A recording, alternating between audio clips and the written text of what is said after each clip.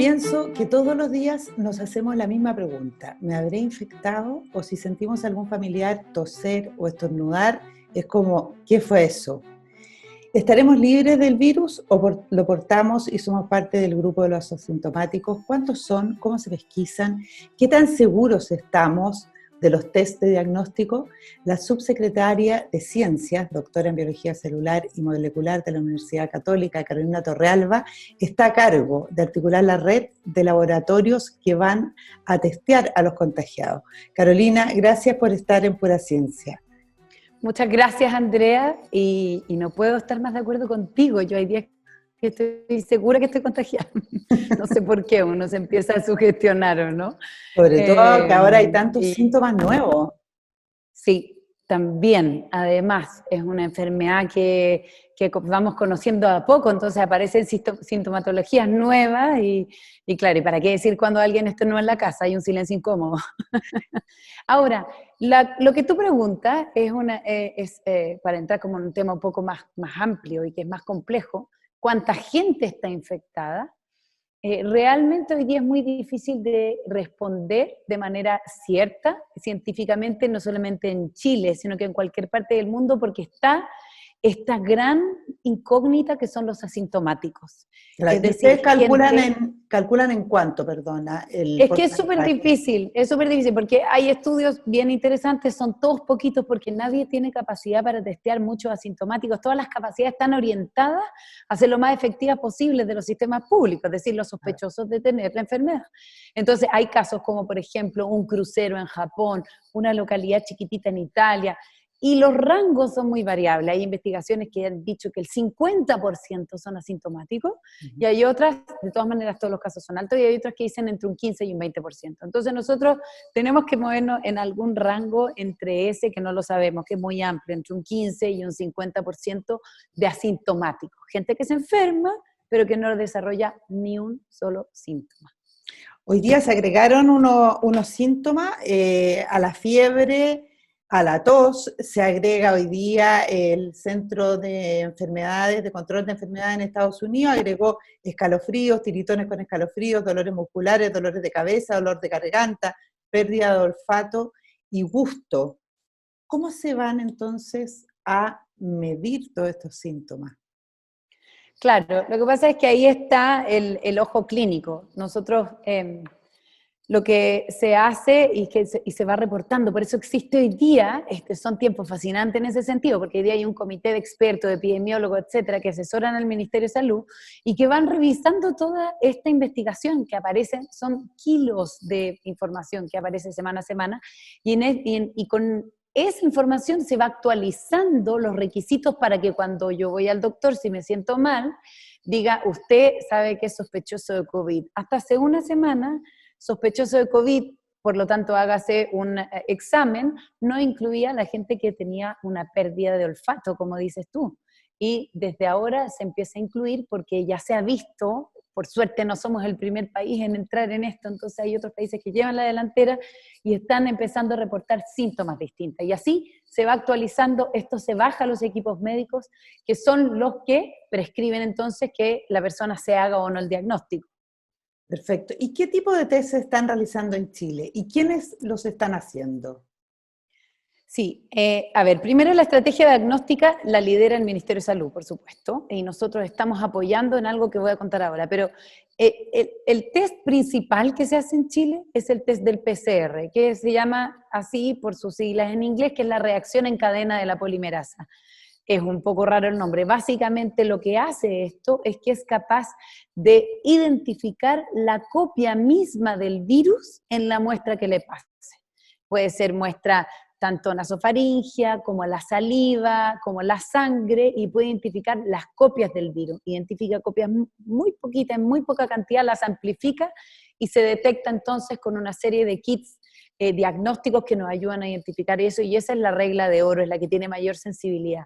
Pero también ahora se van a incorporar otros temas, otros test diagnósticos, que son los test de anticuerpos, ¿ya?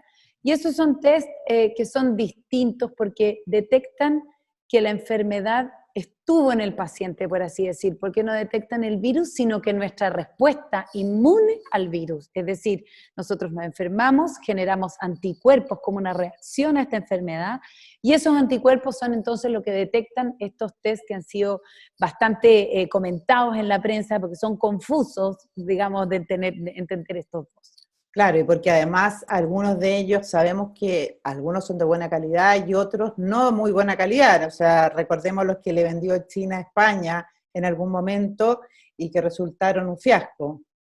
Exacto. Entonces, bueno, por lo mismo es que hay que diferenciar la estrategia diagnóstica fuerte del gobierno y de todos los gobiernos en general están enfocados en el PCR.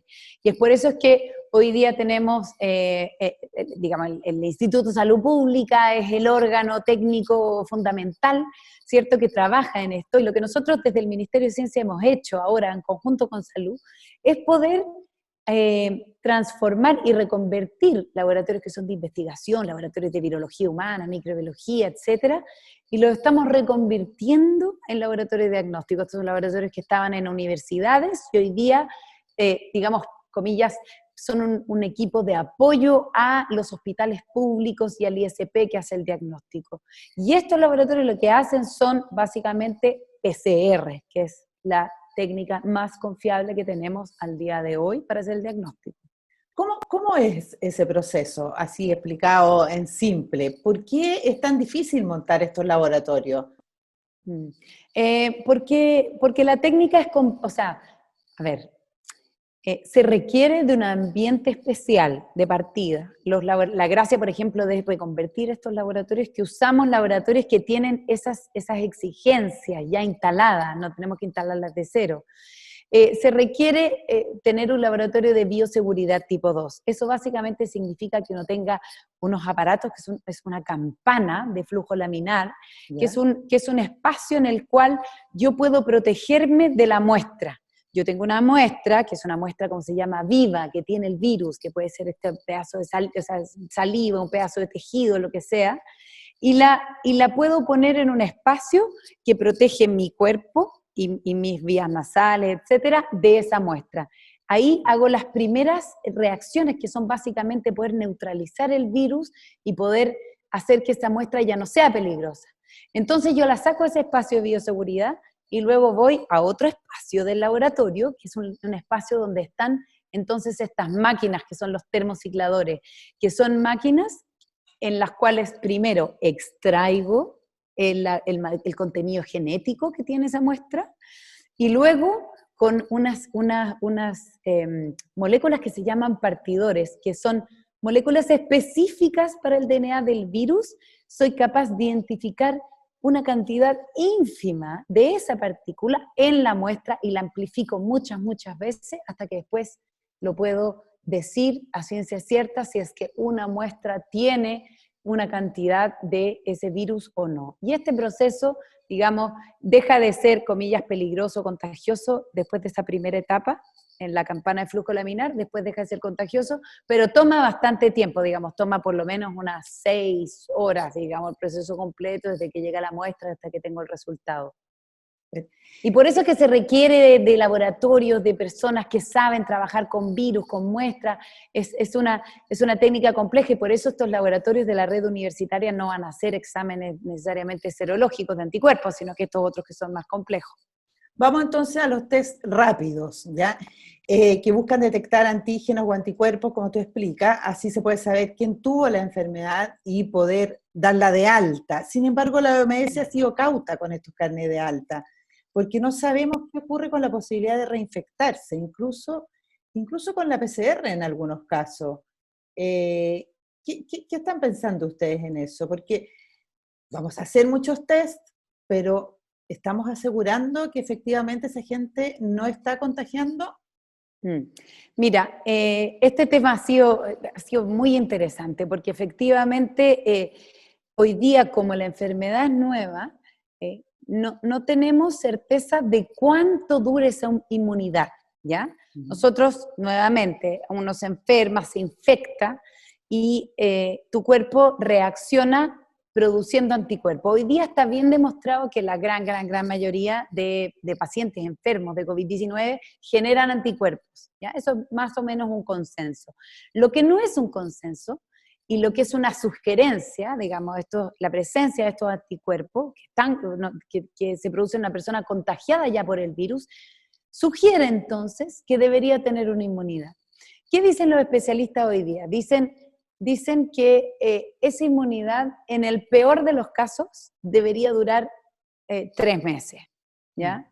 Y un rango optimista podría ser 1 año. Pero si uno se pone en el peor de los casos, dura 3 meses. ¿Y por qué digo esto? Porque en la lógica de la gente que trabaja en estos temas o de las vacunas, tenemos enfermedades que, comillas, generan una inmunidad increíble y uno queda protegido de por vida, ¿cierto?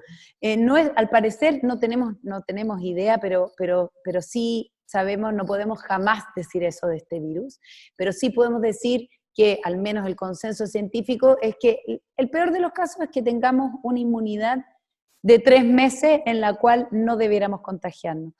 ¿Qué es lo interesante también? Es que esto se está estudiando hoy día en el mundo. Entonces, por ejemplo, en los primeros países que adquirieron esta enfermedad, se están haciendo estudios y ya ha pasado, de hecho, 3 meses desde que partió esta pandemia, y yo creo que vamos a ir obteniendo más información en la medida en que transcurre el tiempo y podamos ver realmente cuánto tiempo nos da esa inmunidad.